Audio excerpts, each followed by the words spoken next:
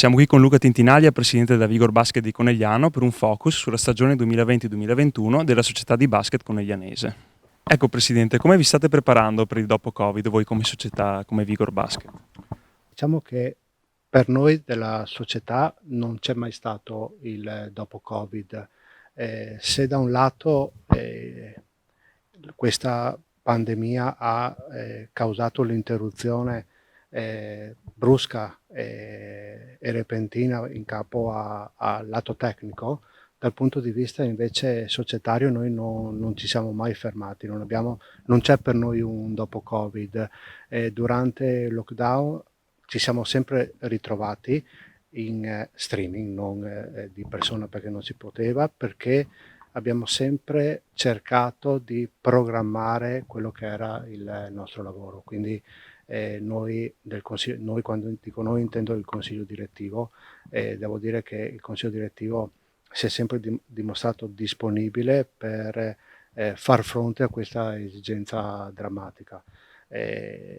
Adesso di fatto stiamo strutturando il palazzetto per adeguarlo a quelle che sono le nuove linee guida imposte prima dal governo e dopo dalla federazione. La tribuna è uno dei lavori che il Consiglio ha deliberato per quanto riguarda la società con il supporto dell'amministrazione comunale. Non solo la tribuna, direi, abbiamo ristrutturato il palazzetto sia dal punto di vista del campo di gioco, abbiamo migliorato gli spogliatoi, di fatto abbiamo sfruttato le imposizioni delle linee guida del protocollo imposto per migliorare quello che è la casa dei nostri ragazzi. Stiamo cercando di rendere,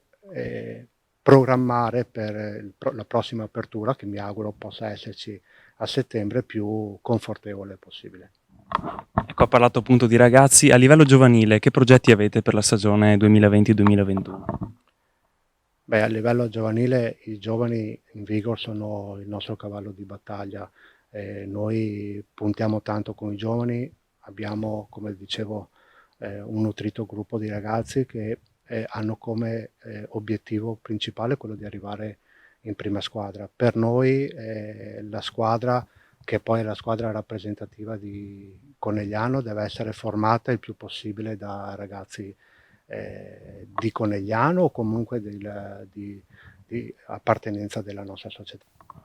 Invece a livello proprio di prima squadra avete puntato a alzare l'asticella per il 2020-2021, immagino. Sì, beh, quello è sempre, si cerca sempre di alzare l'asticella. Noi, come detto, pur cercando di giocare con i nostri ragazzi, coinvolgiamo anche dei ragazzi più esperti.